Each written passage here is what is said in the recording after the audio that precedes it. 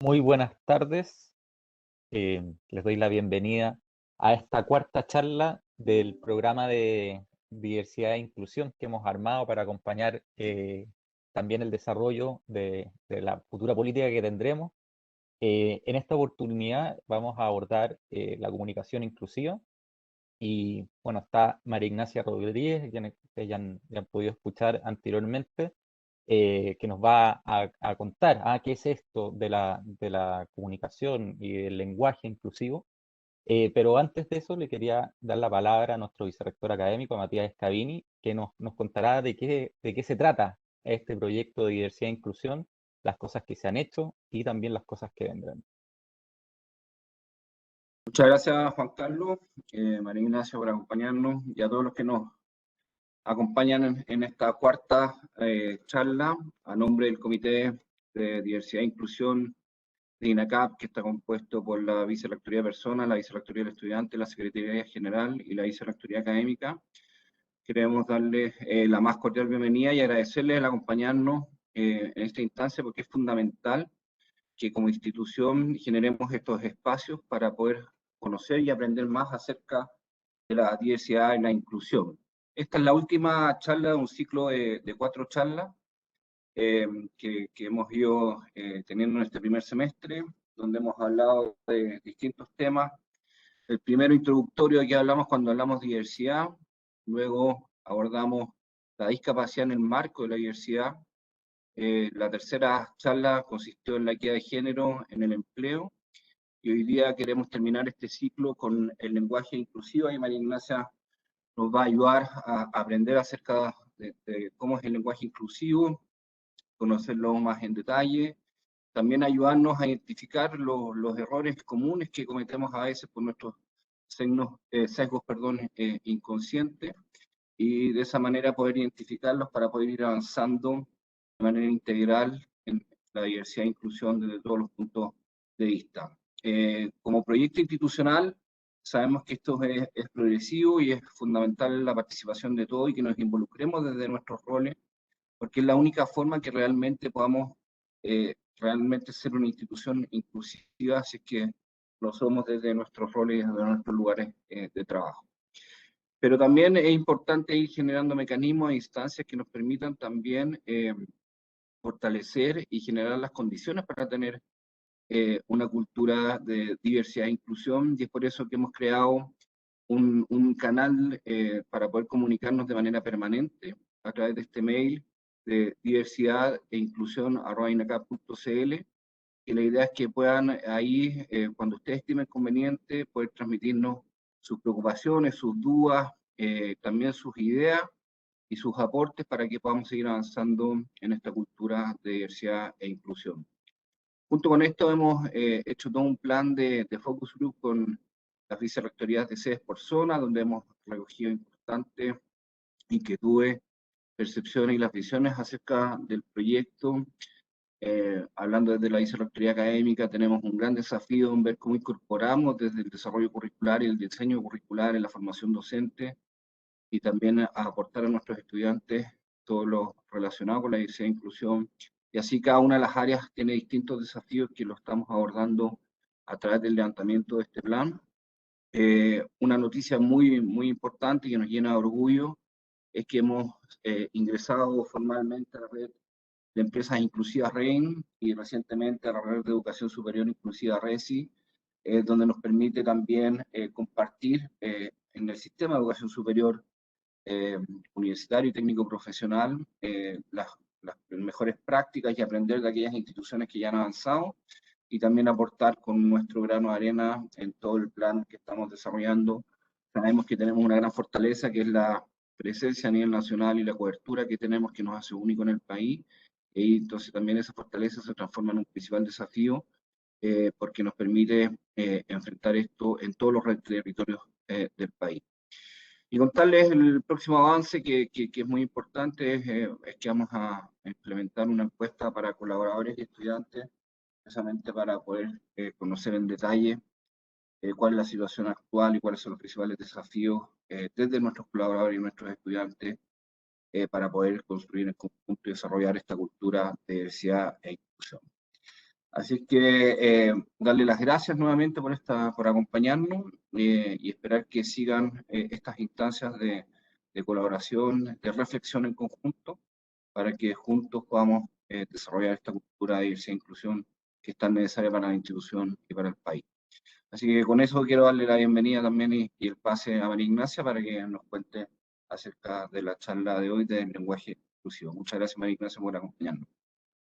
Muchas gracias, Matías, y a Juan Carlos, Camila, Nicolás y todo el equipo de INACAP que está detrás de esta iniciativa. Para nosotros es un honor acompañarlos en este proceso de transformación hacia una organización inclusiva que no solamente se hace responsable de la diversidad que la compone como organización, sino que además intenta desarrollar acciones mirando hacia el futuro de manera prospectiva para poder eventualmente ir disminuyendo estas situaciones de discriminación o de exclusión, independientemente de que sean situaciones que no son explícitas, ¿cierto? Por eso este programa de concientización que hemos estado realizando es tan fundamental. Y el tema del lenguaje inclusivo en particular no deja de ser importante porque es precisamente el lenguaje, la herramienta que utilizamos para comunicarnos, para darnos a entender, para relacionarnos con el otro. Y esta herramienta que es el lenguaje tiene que reflejar esta transformación también de convertirnos no solamente en una organización inclusiva, sino también en personas que aceptan, valoran y respetan la diversidad que está en su entorno. Para quienes no nos conocen, dudo que haya alguien escuchándonos que no nos conozca, pero nunca está de más. Mi nombre es María Ignacia Rodríguez, soy coordinadora de proyectos estratégicos en Fundación Descúbreme, una organización sin fines de lucro chilena, nacida en el año 2010 con la misión de promover la inclusión integral en todos los ámbitos de la vida de las personas con discapacidad cognitiva. Y desde hace 4 años aproximadamente que nos estamos especializando en acompañar a las organizaciones que quieren transitar por este camino que lleva a la inclusión.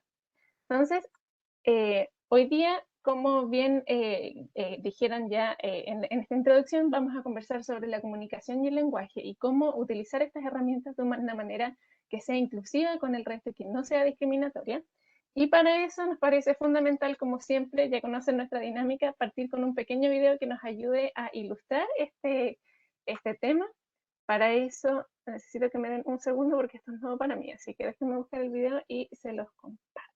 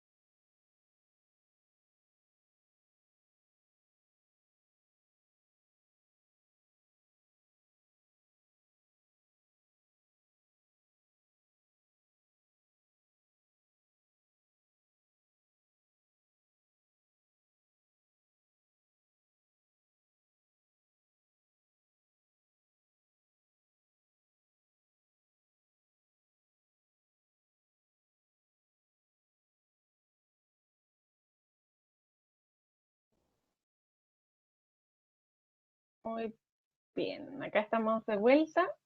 No sé si me escuchan.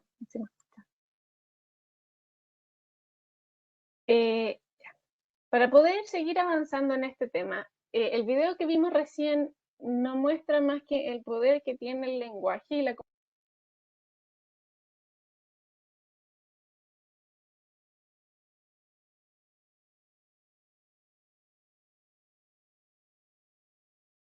comunicación, tengan la posibilidad de participar. Por lo mismo, es fundamental entender la diversidad humana desde la concepción de la intersección, que mensaje del que ya hemos hablado, pero del que nunca es importante, es suficiente profundizar lo suficiente. Las personas están compuestas por muchas características que interactúan unas con otras. Y estas características, como la nacionalidad, el rango etario, si pertenencia, ¿no?, a algún pueblo originario, si tienen o no tienen alguna condición de discapacidad, etcétera, genera identidades únicas. Por lo tanto, nuestro compromiso como organización, como empresa, como institución educativa, etcétera, tiene que estar anclado a esto, a que nuestra organización debe representar a esa comunidad que está siendo impactada por nosotros, porque esto genera representación. Y una organización que valora la diversidad entiende que estas diferencias no solamente existen, porque ese es el primer paso, la diversidad humana está allá afuera, sino que además las acepta, las valora y las respeta, y las valora como elementos que aportan a la organización. En este sentido, es fundamental entender que la inclusión es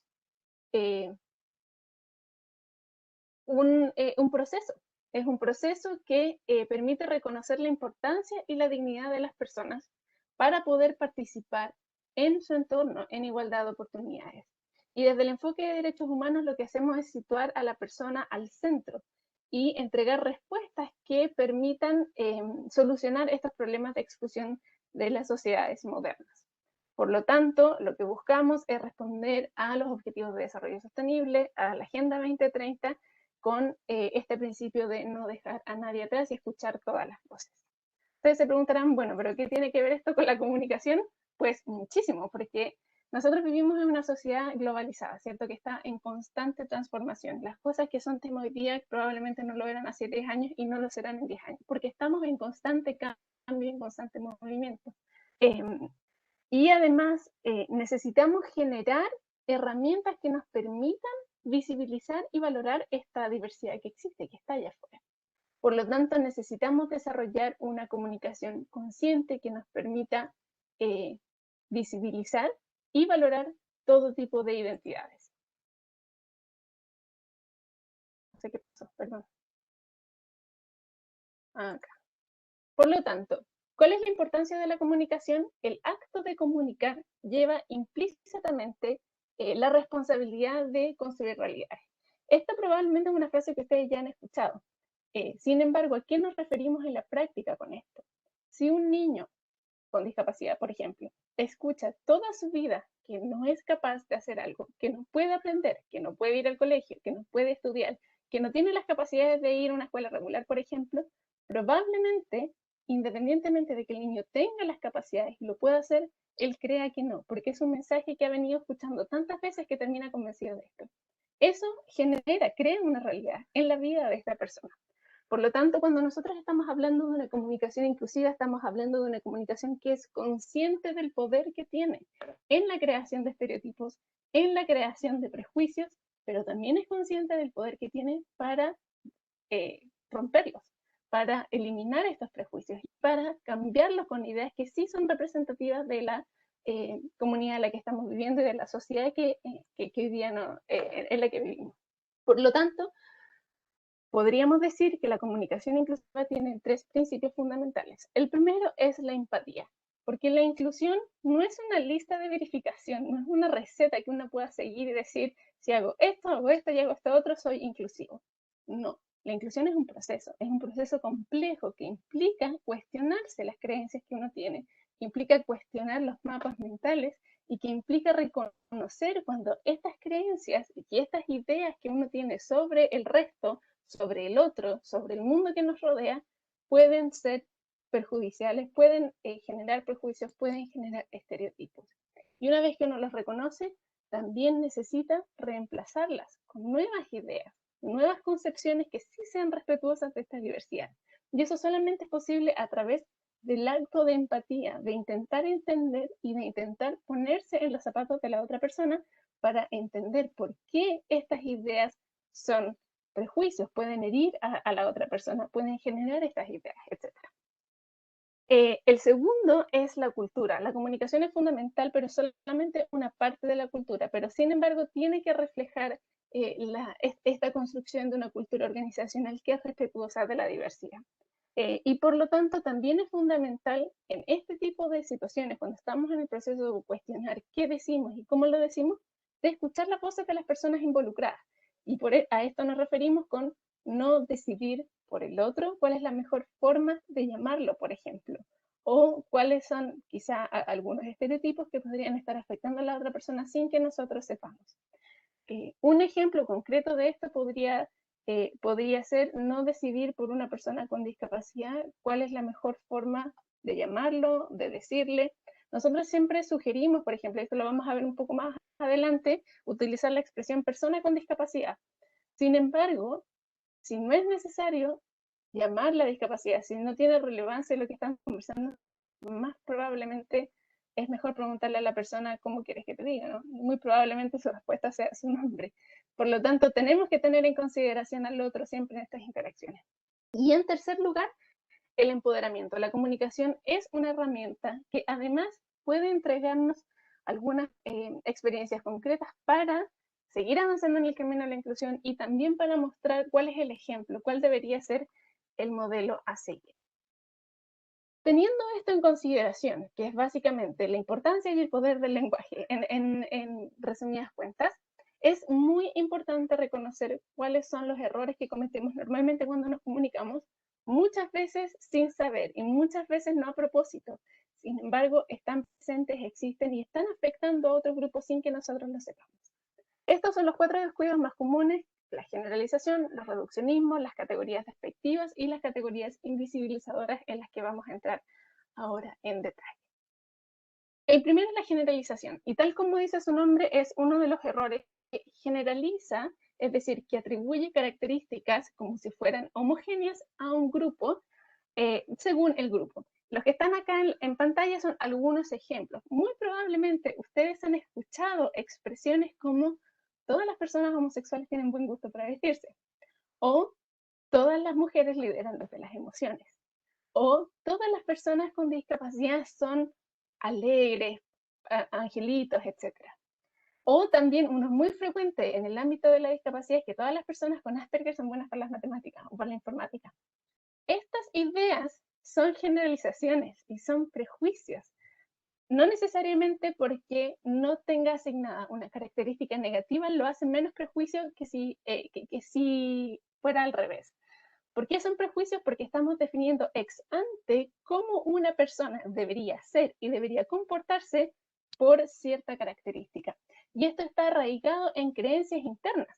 Por ejemplo, que todas las mujeres lideran desde las emociones está arraigado en la idea de que las mujeres son más emocionales que los hombres, por ejemplo. Y esto tiene consecuencias, como por ejemplo que los hombres, entre comillas, simplemente dando ejemplos de generalización, no puedan liderar desde las emociones. Y si es que lo hacen, no están bien vistos, porque eso no es algo que harían, entre comillas, los hombres. Por lo tanto, estamos asignando estas características a un grupo simplemente por tener una característica. No todas las personas con discapacidad son súper buenas y alegres, no tienen por qué serlo, son personas al final del día. Y como tal, pueden ser desagradables en algún momento, pueden ser muy simpáticas a veces, pueden ser alegres, pueden ser personas serias, porque al final del día son personas, más allá de su discapacidad. Y esto aplica para todos los ejemplos que ustedes están viendo acá. Todos los migrantes son trabajadores, o al contrario, todos los migrantes son flojos. Probablemente ustedes también han escuchado ambas. Son prejuicios que no tienen ninguna consecuencia positiva al relacionarnos con la otra persona. Un segundo ejemplo muy común son los reduccionismos. Los reduccionismos son, en palabras sencillas, cuando nos referimos a algún grupo en particular, son nombrados por la categoría que queremos destacar, más suprimiendo en el fondo las otras condiciones o las otras características que acompañan a la persona. Por ejemplo, cuando decimos discapacitados en vez de persona con discapacidad. O cuando decimos homosexuales, perdón, lesbianas, gay, etc., en vez de personas gay, personas homosexuales, mujeres lesbianas, etc. ¿Por qué los reduccionismos no son recomendables? Porque estamos reduciendo a la persona, valga la redundancia, a una característica. Cuando ya vimos y ya hemos conversado hasta el cansancio de la complejidad humana, las personas somos complejas, tenemos muchísimas características que nos acompañan y la discapacidad, el género, el rango etario, etcétera, es simplemente una de ellas. Por eso la recomendación siempre va a ser utilizar un lenguaje basado en la persona, es decir, acompañar la expresión persona con la característica que la acompaña solamente cuando sea necesario. Muchas veces es innecesario y las utilizamos igual. Acá hay algunos ejemplos. Y aquí, en estos titulares van a poder ver el poder que tiene el reduccionismo para generar prejuicios. Acá hay un titular chileno, no recuerdo el diario específicamente, pero dice: en prisión preventiva quedó haitiano que mató a su sobrino en la comuna de Los Prados. Este titular tiene varios errores, no solamente el reduccionismo es haitiano, no está reduciendo a una persona a su nacionalidad, cuando podríamos argumentar perfectamente que la nacionalidad en este caso no tiene nada que ver con el crimen que la persona cometió. Entonces, ¿qué hace un titular como este? Simplemente atribuyendo un delito, que obviamente es grave, nadie está cuestionando eso, lo agrava simplemente porque la persona es extranjera. Y no solo es extranjera, sino que es haitiana, con todos los otros prejuicios que vienen asociados a esto, ¿no? El color de piel, el idioma, etc. ¿Cuál podría ser un titular alternativo? Esta es el titular de otro diario cubriendo la misma noticia: prisión preventiva para sujeto que mató a sobrino de 1 año y 6 meses en Los Prados. ¿En qué se centra este segundo titular? En la situación, en el crimen, no en la nacionalidad de la persona, porque nuevamente la nacionalidad de la persona no hace diferencia en el crimen que ésta cometió. Acá les traigo un tercer ejemplo: la exitosa empresa tecnológica que solo contrata a empleados autistas. Esto, al igual que en los ejemplos anteriores, sigue reproduciendo prejuicios e ideas preconcebidas sobre las personas. Aquí podemos ver una combinación de generalización y reduccionismo, de hecho, si se fijan bien. Por una parte, existe el estereotipo de las personas autistas y o Asperger como buenas para la informática y las matemáticas. Por lo tanto, acá tenemos una exitosa empresa tecnológica que ayuda a reproducir ese prejuicio. Con esto no quiero decir que no hayan personas autistas o en el trastorno del espectro autista en realidad, que no puedan ser buenas para la informática o tengan mayores habilidades en el ámbito de las tecnologías de la información, porque obviamente las pueden haber. Sin embargo, simplemente tener esta condición no los hace buenos per se en algo, en lo que sea, no solamente en las tecnologías de la información. Entonces tenemos acá la generalización por una parte y también empleados autistas. ¿Cuál sería la forma correcta de referirse? En el trastorno del espectro autista? Porque el autismo es un espectro, no es una condición como específica o sola. Luego tenemos la tercera categoría de los descuidos más comunes, que son las categorías despectivas. Y estas probablemente son más fáciles de identificar porque utilizan expresiones que tienen una connotación negativa cuando nos referimos a las otras personas. Como por ejemplo, deficientes mentales en vez de personas con discapacidad intelectual o mental o psíquica, etc. Enfermos mentales también, minusválidos. Estas son, en el caso de las personas con discapacidad es muy fácil, desafortunadamente, encontrar este tipo de expresiones despectivas porque por muchísimo tiempo fueron discriminados por tener alguna condición de discapacidad, ¿no? Expresiones como minusválido, que son súper frecuentes, probablemente ustedes mismos los han visto en los estacionamientos. Para personas con discapacidad, muchísimos dicen estacionamiento para minusválidos, ¿cierto? ¿Qué estamos diciendo cuando decimos minusválido? Estamos diciendo literalmente que una persona vale menos, es menos válida, por tener una condición de discapacidad, por ser usuaria de silla de ruedas, etc. Por lo tanto, son expresiones que le agregan una connotación negativa a tener una condición de discapacidad. Y en este escenario también es muy, muy importante evitar victimizar a las personas con discapacidad o a cualquier grupo en realidad, no solamente a las personas con discapacidad. ¿Qué significa esto? Que muchísimas veces utilizamos expresiones que ponen al otro en una situación de víctima o en una situación de lástima. cuando utilizamos expresiones como el niño sufre autismo, padece de discapacidad, etcétera, hay muchísimas más, la estamos poniendo en una situación victimizante, es decir, estamos asumiendo que por tener cierta condición es víctima de ella, es víctima de las circunstancias, cuando esto no es así. Si nosotros seguimos las expresiones más actuales y los paradigmas más actuales para referirnos a estas condiciones, simplemente las entendemos como condiciones que acompañan a las personas. Nada más, no es algo malo simplemente porque hay. Acá les traemos, di muchos ejemplos sobre discapacidad porque, como les decía, es muchísimo más fácil encontrarlos, pero también existen ejemplos como estos, categorías despectivas asociadas a los otros grupos de diversidad. Y acá les traigo un ejemplo muy común de un desodorante Old Spice, probablemente ustedes han visto estos comerciales en la televisión, que dice, deja de oler como niñita y huele a hombre. ¿Qué está diciendo acá? Básicamente que oler a niñita es algo malo, es algo que no es deseable y por lo tanto debe ser cambiado. Esto es una expresión despectiva. Y un segundo ejemplo, discapacitados se empoderan, tienen su propia empresa y se agrupan para negociar productos. Acá hay varios errores de la comunicación, si ustedes lo miran. El primero es el reduccionismo, la palabra que inicia este titular, discapacitados, es algo que no es recomendable de utilizar, debería decir personas con discapacidad, no en vez de discapacitados. Pero además el uso de la expresión se empoderan, a pesar de que no parece ser una expresión negativa a la primera lectura, sí lo es victimizante al final del día, porque las está poniendo en una situación de desequilibrio con otras personas que también son comerciantes y que también se agrupan para negociar productos. Está diciendo implícitamente este titular que porque las personas con discapacidad lo hacen, es más destacable, es mejor, debería ser destacado, etc. Y el cuarto descuido más común, pero no por eso menos importante, son las categorías invisibilizadoras. Y cuando hablamos de categorías invisibilizadoras nos referimos a referirnos a una persona haciendo referencia a algo que no tiene que ver con ella y que no tiene que ver con el propósito central de lo que queremos decir. Esto ocurre desafortunadamente muy frecuentemente con las mujeres, más que con otros grupos de diversidad.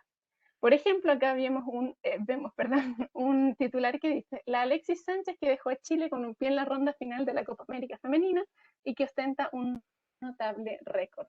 Si yo no leo la bajada de esta noticia, no tengo la menor idea de cómo se llama la futbolista que está detrás de este gran logro. Probablemente la persona, el periodista que redactó este titular, no lo hizo con una mala intención, porque estamos clarísimos que Alexis Sánchez es una gran figura del fútbol nacional, que tiene muchísimos récords, etc. Probablemente pensó asimilarla a esta figura masculina exitosa del fútbol es algo bueno. Sin embargo, al final del día lo que está haciendo es borrar a esta futbolista, a esta jugadora del mapa y realzando la figura de alguien que no necesita más realce porque ya lo tiene de sobra. ¿Cómo podríamos haber hecho este titular al revés, de una manera que no fuera invisibilizadora? Poner arriba el nombre de la futbolista, ¿no? María José Rojas dejó a Chile con un pie en la ronda final, bla, bla, bla, y quizás poner abajo en la bajada la jugadora que es considerada la Alexis Sánchez del fútbol femenino, bla, bla, bla. Y así podemos seguir haciendo esta comparación, que al final del día no es negativa, sin embargo no borramos ni invisibilizamos a la jugadora de su logro al final del día. Y el segundo ejemplo, Natalie Chilet tendrá de jefe a Jorge Zabaleta. Acá sucede la misma situación. No tenemos idea de qué hace Natalie Chilet, en qué va a trabajar, cuál es el cargo que está consiguiendo. Solamente lo único que importa para este titular es quién será su jefe. Y sucede que el jefe además es un hombre conocido. Por lo tanto, al igual que en el caso anterior, esto se podría haber trabajado de otra manera. Este es un hecho. O sea, Jorge Zabaleta evidentemente iba a ser el jefe de esta muchacha, sin embargo, no nos parece que sea el propósito central de lo que se quiere comunicar. Entonces, ¿qué podemos hacer? Les vamos a entregar ahora algunas recomendaciones generales para evitar estas expresiones que puedan caer en prejuicios, en victimizaciones, en generalizaciones, en reduccionismos, etc.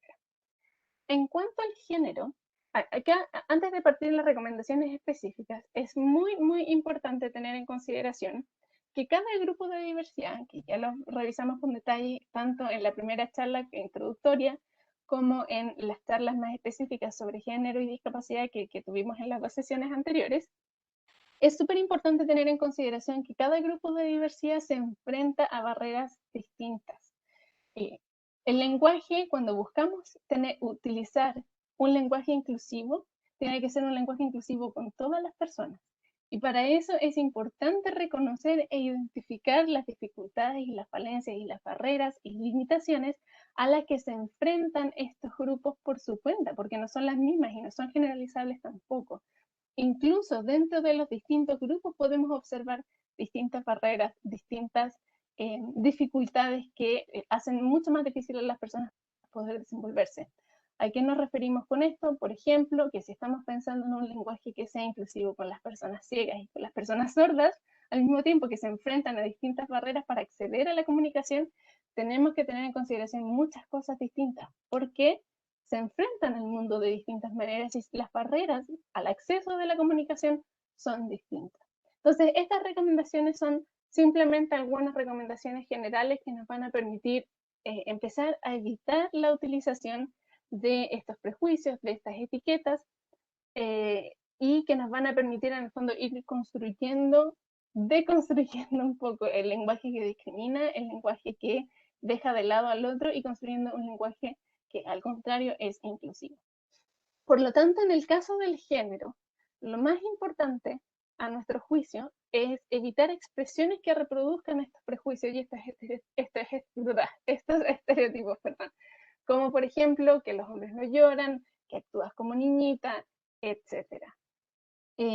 Además, es fundamental evitar visibilizar el género utilizando los colectivos genéricos.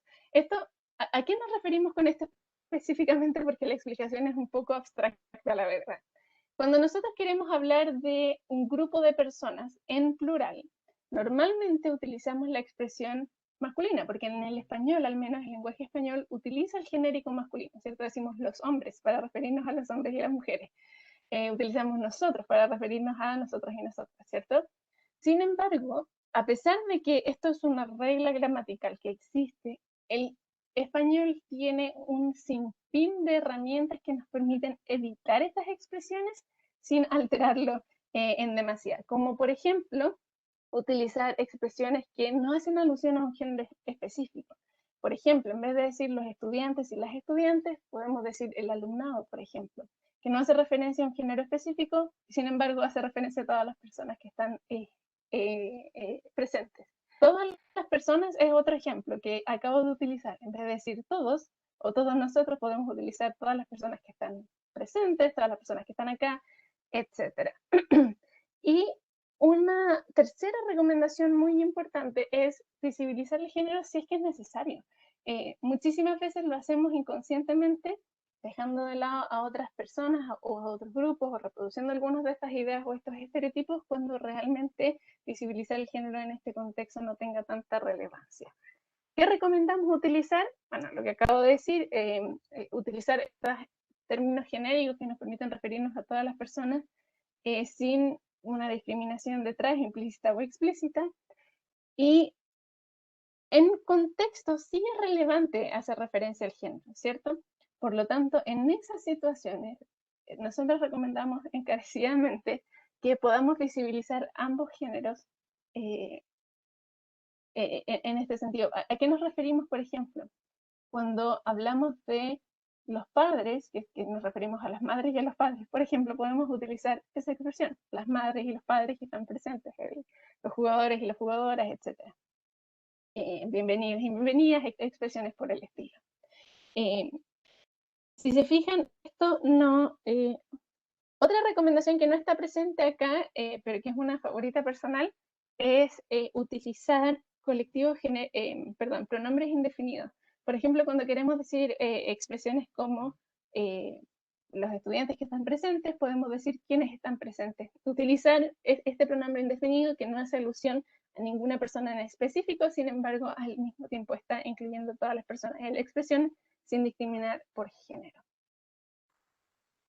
Cuando hablamos de la discapacidad, y por eso la introducción que les daba recién sobre las barreras a las que se enfrentan cada uno de estos grupos, es muy importante hacer esta diferenciación porque las personas con discapacidad, como otros grupos, han sido sujetos de discriminación y de exclusión sistemática por muchísimo tiempo.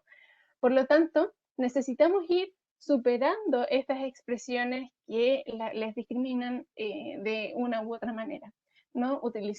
Cuando utilizamos expresiones como la persona sufre de discapacidad, está afectado por, o utilizamos expresiones que son reduccionistas como de discapacitado, deficiente mental, etcétera, tenemos que erradicarlas. Muy probablemente ustedes, porque ya es la tercera vez que lo están escuchando, a quienes han venido a todas las charlas, ya les parezca algo que está un poco más presente. Sin embargo, nunca está de más recordarlo, porque estas expresiones están muy internalizadas. Muchísimas veces las decimos sin darnos cuenta. Por lo tanto, el objetivo del día de hoy no es que ustedes salgan completamente bañados del lenguaje inclusivo y que hablen de manera inclusiva y se siga porque no es así de fácil. Porque implica cuestionarse todas las cosas que estamos diciendo todo el tiempo y reemplazarlas por expresiones que no son discriminatorias.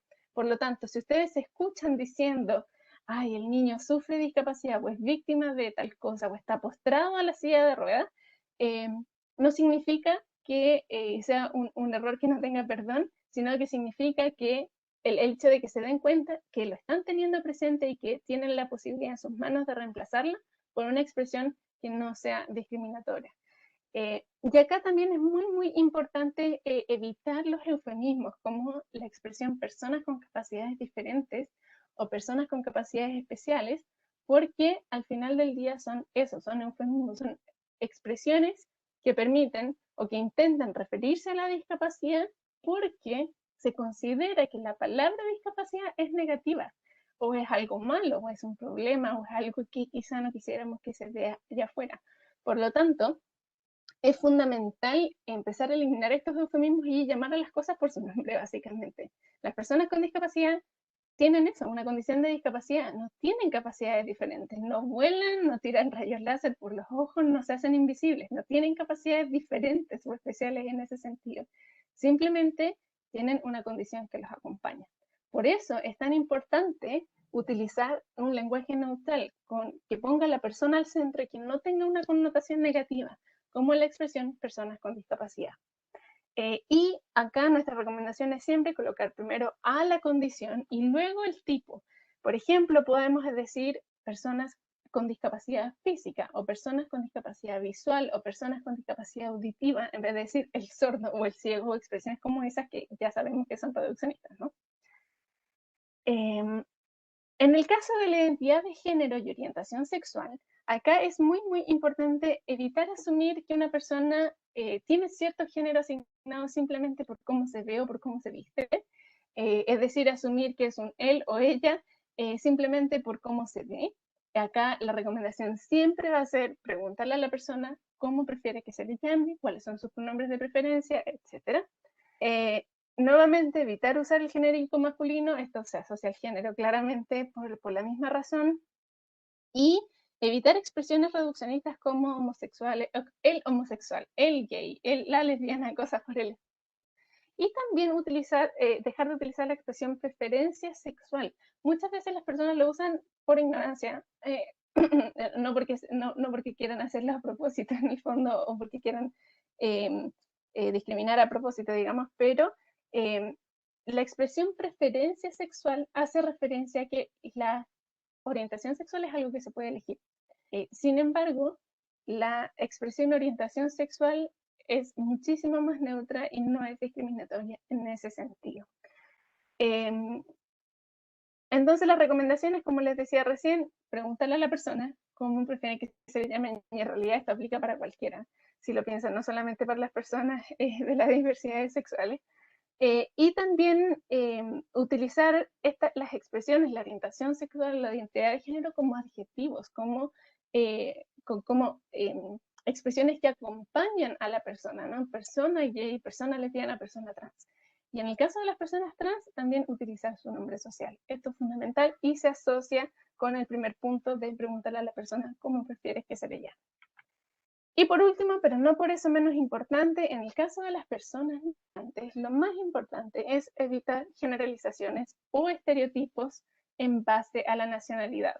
¿Qué significa esto cuando decimos todos los venezolanos son así, todos los colombianos son así, todos los peruanos son de tal manera, todos los haitianos son de tal forma? Eso deberíamos evitarlo, porque una nacionalidad es simplemente eso.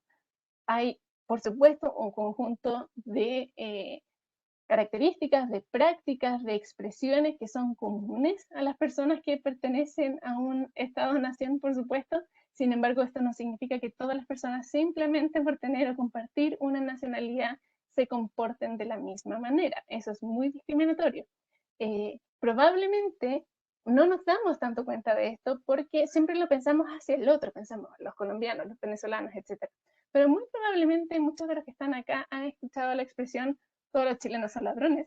Y esto es exactamente lo mismo, pero a la inversa. No todos los chilenos son ladrones. No por tener simplemente una nacionalidad significa que todas las personas sean iguales. Y esto aplica para todos. Y en el caso de la comunicación directa con personas migrantes, sobre todo, incluso en aquellas que compartimos el mismo idioma de base, como el español, por ejemplo, evitar utilizar expresiones coloquiales o chilenismos o el lenguaje vernacular en general para expresarnos o para evitar malentendidos, porque muy probablemente la otra persona no la entienda, no entienda la expresión, no entienda lo que queremos decir. Y lo que queremos es evitar estas malos entendidos que pueden surgir simplemente por la no comprensión. Entonces, ¿a qué nos referimos o qué recomendamos? Nuevamente, llamar a la persona por su nombre. Si trabajamos con personas que tienen otro lenguaje nativo, o bien que hablan español, pero provienen de otras partes, siempre asegurarnos de que están entendiendo lo que les queremos decir para evitar estos malos entendidos. Y si es necesario, traducir la información, las señaléticas, por ejemplo, de los espacios, las comunicaciones, etc. Así que, como yo hablo mucho y esto da para muchísimo más, vamos a pasar al último video y luego vamos a abrir la sección de preguntas y respuestas. Vi pasar algunas por ahí en detalle, así que si tienen preguntas, comentarios, etcétera, les pedimos por favor que las puedan mandar al chat mientras vemos el último video. Dame un segundo, eso sí, para compartirlo. Acá.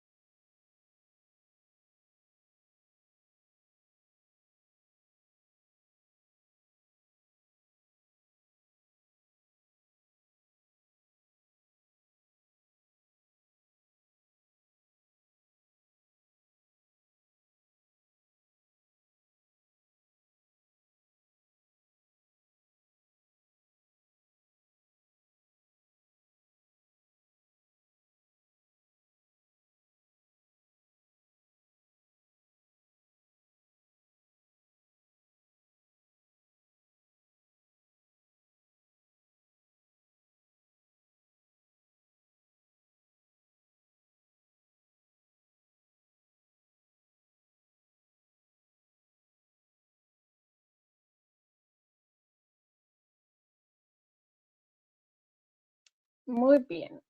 Ya estamos de vuelta. Este es el contenido de la charla y nos encantaría ahora poder centrarnos en sus preguntas. Así que entiendo que Juan Carlos va a moderar esta parte, si no, perdón.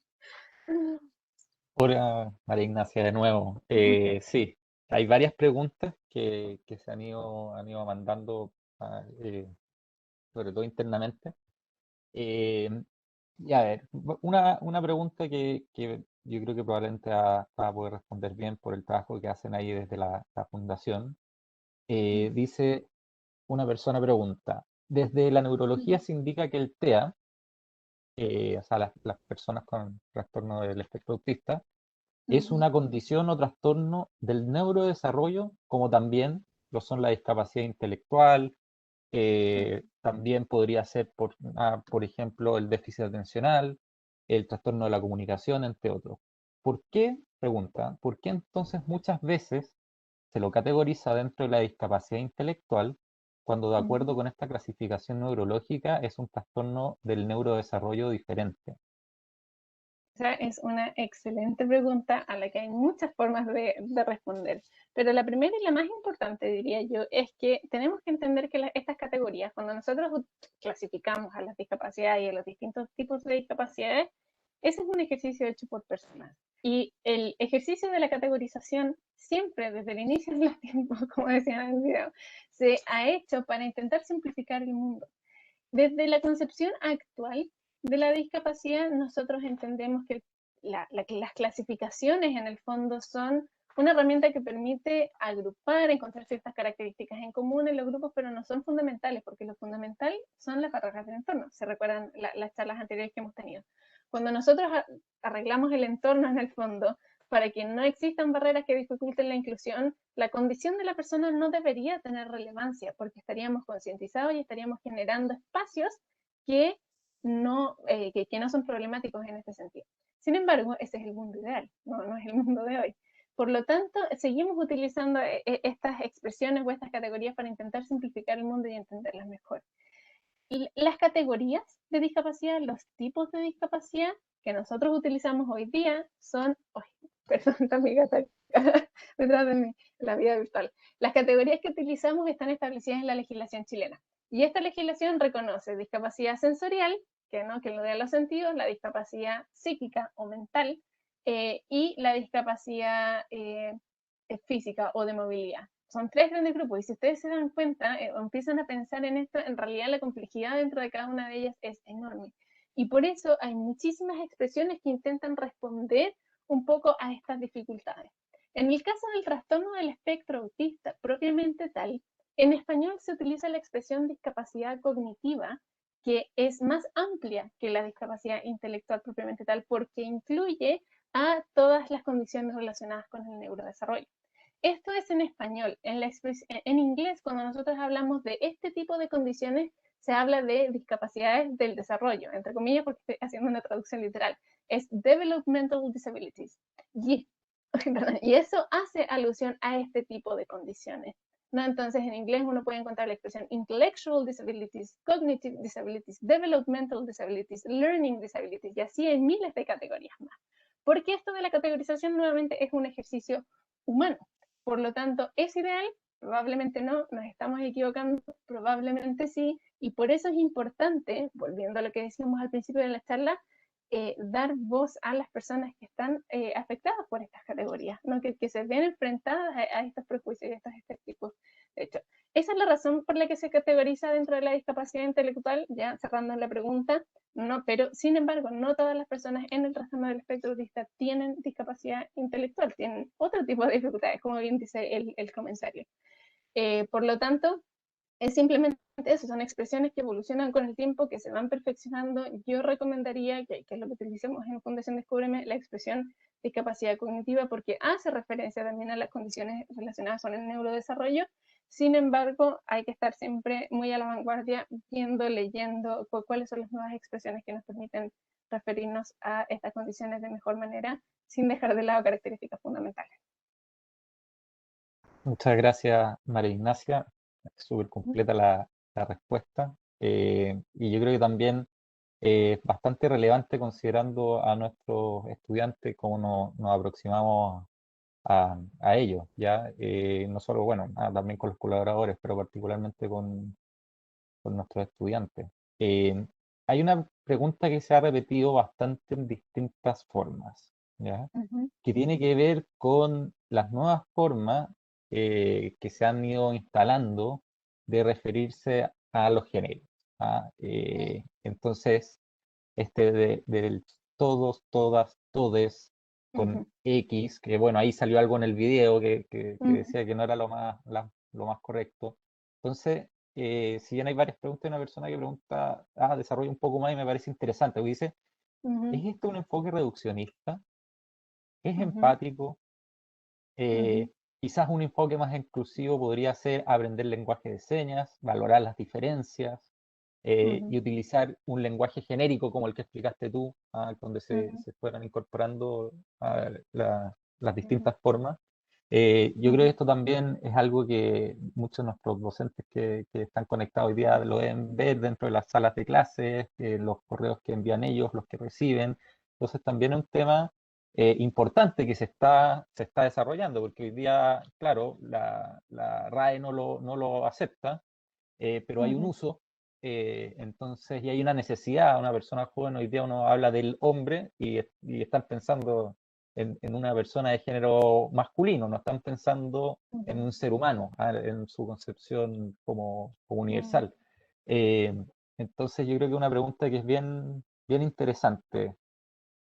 Sí, es No una no pregunta sé cómo lo ves. súper interesante, que me parece muy relevante que podamos plantear al menos algunas ideas al respecto. Lo primero y lo más importante a tener en consideración es que tú mencionaste, Juan Carlos, la RAE no lo acepta, ¿cierto? Sin embargo, acá, parto por ahí porque esta es una forma o una razón por la que muchas personas le hacen la cruz en el fondo al uso de la E al final, porque no está establecido en el lenguaje formal. Sin embargo, hay que tener súper presente y muy en consideración que el lenguaje es dinámico. El lenguaje evoluciona conforme evolucionan las personas y las sociedades que lo utilizan. Y normalmente, así como la legislación en nuestro país, la normativa, la RAE, siempre llega al final de estas discusiones. Y de hecho les voy a poner dos ejemplos muy concretos que existen. La RAE hoy acepta la expresión toalla en vez de toalla. Y también acepta la expresión alberja en vez de arveja. Esto no es porque la palabra sea así originalmente, simplemente porque su uso está tan masificado que no queda otra situación más que decir, bueno, esta es la forma en la que hoy día la gente se está expresando al respecto. Por lo tanto, el hecho de que no esté en la RAE, y parto por ahí, no significa que tengamos una prohibición absoluta de utilizarlo, porque nuevamente la RAE va respondiendo en el fondo a estos cambios sociales a medida que van surgiendo. Con eso me gustaría pasar al segundo punto, que es de dónde surge esta discusión del uso de la E al final. Y porque también es muy importante tener presente que todas estas discusiones sobre el lenguaje, sobre cómo referirnos a los grupos, surgen de los grupos que están siendo afectados por el uso del lenguaje.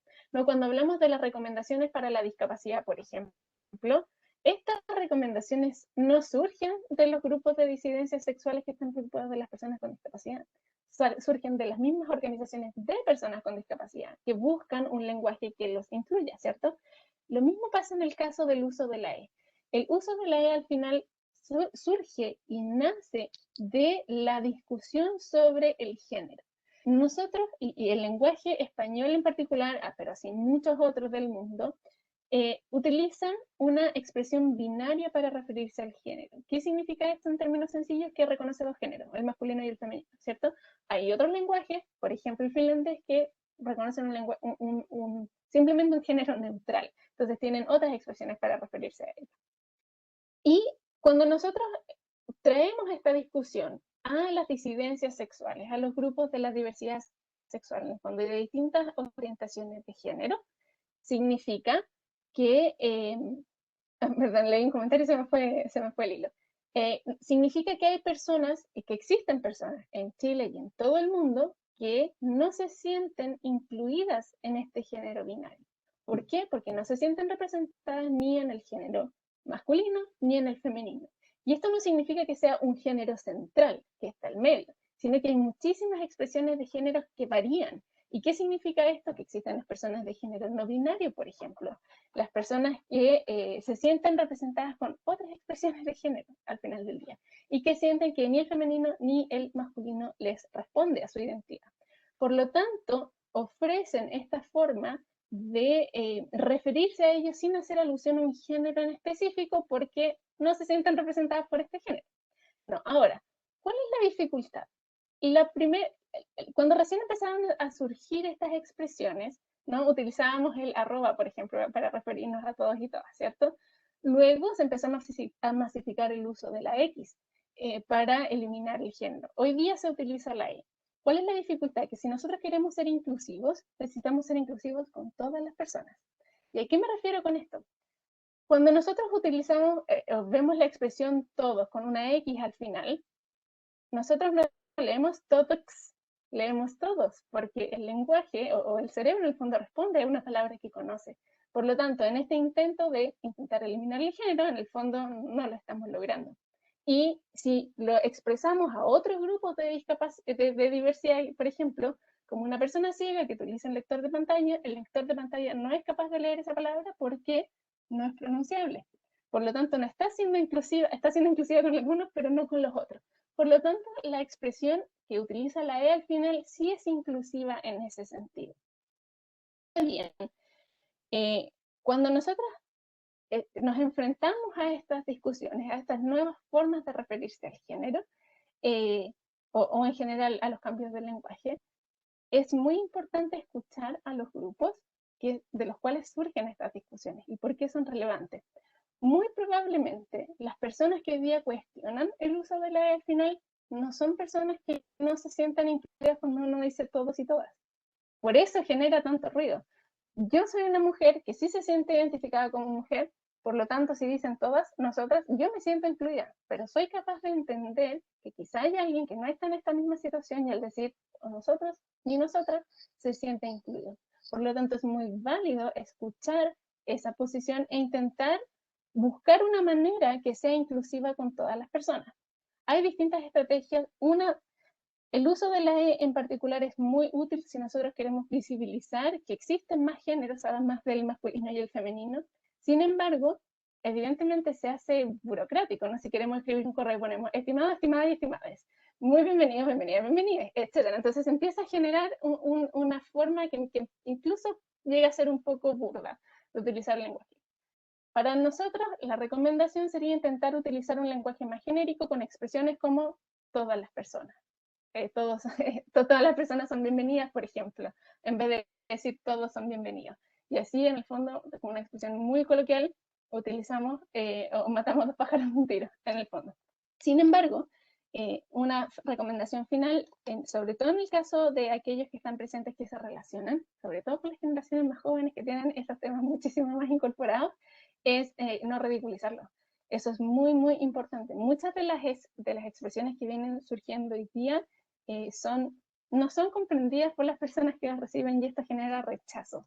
Por lo tanto, no porque algo lo hayamos venido haciendo igual toda la vida significa que esa es la forma correcta o que no pueda cambiar. Por lo tanto, siempre es importante estar pendiente de las discusiones que están surgiendo y de las razones que están detrás de ellas. Entonces, resumidas cuentas, no es bueno ni es malo, es distinto, es una evolución del lenguaje nuevamente. Quizás se queda, quizás no, pero al menos está haciendo el esfuerzo de visibilizar a los géneros no binarios, que nos parece fundamental hoy día, que ya sabemos y tenemos toda la evidencia detrás de que el género no es binario. Así que eso. No sé si responde la respuesta, pero es una discusión que va para muchísimo. Muchas gracias, María Ignacia. Yo creo que efectivamente, o sea, tú tienes toda la razón. De hecho, la RAE lo que hace no es generar nuevas reglas, ni gramaticales ni ortográficas, sino que es velar por el cumplimiento de las que ya se están, las que ya están validadas, y lo mismo con las palabras y sus usos. O sea, de hecho también se han ido cambiando los sentidos principales de las palabras, y es curioso porque hay gente que dice, ¿por qué la RAE impide o se manifiesta? Bueno, porque la RAE en el fondo lo que tiene que pasar es que se vaya consolidando o no, e irá incorporando lo que se consolide o no. Y eso yo creo que es súper interesante, porque efectivamente no es la RAE la que define el lenguaje, sino que va normando para que nos podamos comunicar mejor. Y al final es eso, yo creo que lo más relevante. El lenguaje tiene como objetivo final que nos comuniquemos, comuniquemos ideas, que comuniquemos sentimientos, que comuniquemos realidades incluso, de la mejor forma posible. Y eso implica que haya cierta, no solo que se entienda lo que uno está diciendo, sino que haya cierta eficiencia en el mensaje que se entregue. Y al final, el tiempo dirá qué es lo que logró consolidarse, lo que no logró consolidarse, o nuevas expresiones, que yo creo que hoy día, claro, es muy difícil definirlo porque está en desarrollo, está de hecho definiéndose en este momento. Eh, Así que muy interesante también el enfoque que le has dado tú. Y claro, acá hay algunas otras preguntas muy cortitas porque ya estamos en el tiempo, pero que yo creo que es importante. Una persona pregunta respecto a un grupo de estudiantes, por ejemplo. Pregunta, ¿recomiendan hacer la consulta previa al cómo dirigirse hacia ellos? Yo me imagino que acá estamos hablando en términos súper amplios. ¿O será mejor dejar que esas personas lo manifiesten espontáneamente? Yo creo que acá va a depender, o sea, si es que es un estudiante con alguna discapacidad, eh, yo creo que no es necesario referirse a ellos directamente, manifestando, poniendo en relevancia eso. Sí puede ser cuando hablamos en grupos grandes, hablando más bien desde esta perspectiva del lenguaje inclusivo. Y yo creo que tú también has dado durante esta charla bastantes luces de cómo poder hablar en genérico, de forma inclusiva, sin, por un lado, transgredir, porque también hay algo de eso, entre comillas, transgredir la norma, pero también logrando incluir a todas las personas que están ahí, en este caso en la sala de clase. Yo creo que no son excluyentes, la verdad. Es probable que haya estudiantes, por ejemplo, que se acerquen de manera espontánea al docente o al administrativo, etcétera, y les digan, preferiría que me digan de tal manera, o mis pronombres son tales. Sin embargo, no nos parece para nada exagerado preguntarles antes, por ejemplo, ¿cómo prefieres que te diga? O cuáles son tus pronombres de preferencia, por ejemplo, cuando estamos interactuando por primera vez con una persona. Incluso hay algunas tendencias en el mundo anglo hoy día donde las personas ponen, por ejemplo, en su correo, cuáles son los pronombres de preferencia. Ponen, por ejemplo, María Ignacia Rodríguez, ella, mi pronombre de preferencia es ella, eso quería decir, pero solamente se pone ella o él, por ejemplo, en este caso. Por lo tanto, yo creo que no son excluyentes, sin embargo, siempre que se haga de manera respetuosa y no transgrediendo al otro, no tendría por qué ser algo negativo en realidad. Muy bien, muchas gracias. Gracias, María Ignacia. También quiero dar las gracias a Matías Scavini por la presentación inicial, a Nicolás Valdivieso, nuestro vicerrector del estudiante, que está también conectado desde un principio, ahora también está acá escuchando, y a todas las personas que están conectadas, que estuvieron conectadas durante esta charla, por las preguntas que hicieron, también por el respeto en cómo las formularon, que es un tema que es delicado, así que nada, muchas gracias también por haber estado hoy día. Muchas gracias a ustedes. Perdón, muchas gracias a ustedes.